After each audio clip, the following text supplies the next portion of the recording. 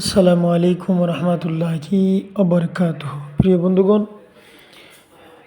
আল্লাহ রাব্বুল আলমিনের ৯৯টি সিফুতি নামের একটি নাম, অর্থাৎ ৯৯টি নামের ৯৯তম যে নামটা রয়েছে সেই নামটা হচ্ছে ইয়া সাবুরু। ইয়া সাবুরু নামের ফজিলত এবং মর্যাদা সম্পর্কে আজকের এই ভিডিও। বন্ধুরা, ভিডিওটা সম্পূর্ণ দেখুন।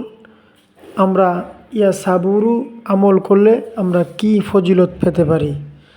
প্রিয় বন্ধুগণ, এর আগে বলতে চাই, আমার চ্যানেল সাইফুল দোয়া মিডিয়া এই পর্যন্ত যারা সাবস্ক্রাইব করেছেন সকলকে অসংখ্য অসংখ্য ধন্যবাদ জানাই। আর যারা এখনও সাবস্ক্রাইব করেননি আমার চ্যানেলটি সাবস্ক্রাইব করে পাশে থাকা বেল আইকনটি বাজিয়ে দিন। প্রিয় বন্ধুরা, আপনাদের বন্ধুদের কাছে শেয়ার করে দিন, তারাও যেন সেই ইয়া সাবুরু নামটি আমল করতে পারে।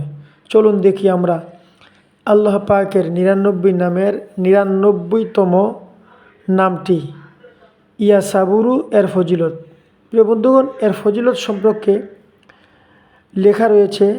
এর অর্থ হচ্ছে হে অতিশয় ধৈর্য ধারণকারী, অর্থাৎ ইয়া সাবুরু অর্থাৎ আল্লাহ পাক অনেক অনেক অনেক ধৈর্য ধারণকারী মহান আল্লাহ। প্রিয় বন্ধুগণ, আপনারা জানুন, দেখুন, আপনি পৃথিবীতে আল্লাহর দেওয়া সৃষ্টির পৃথিবীতে এসে আপনি কত অত্যাচার, অনাচার, বেবিচার করতেছেন। আল্লাহ পাক ধৈর্য ধরে আছেন, আপনাকে কোনো ক্ষতি করে নাই, কিচ্ছু করে নাই। কেন? এই জন্যে আপনি অন্যায় অপরাধ যতই করেন না কেন, আল্লাহ পাকের কাছে তওবাতুন নসুহা করে ক্ষমা প্রার্থনা করবেন। আল্লাহ পাক ধৈর্যশীল এমন একটি মহান আল্লাহ। প্রিয় বন্ধুরা, এই ইয়া সাবুরু নামটি অধিক পরিমাণ যদি পাঠ করেন, ইয়া সাবুরু ইয়া সাবুরু ইয়া সাবুরু, তাহলে কষ্ট, ব্যথা বেদনা থেকে আপনার পরিত্রাণ পাবেন, ব্যথা বেদনা দূর হবে। যে সমস্ত গুরুত্বপূর্ণ ব্যাপারে এই নামটি বেশি বেশি প্রতিদিন কমপক্ষে 200 বার, 298 বার যদি পড়েন, তাহলে আমল করেন, তাহলে নিজের মন মতো সমাধান পাওয়া যাবে। আপনার সমস্ত সমস্যা আল্লাহ পাক সমাধান করে দিবে।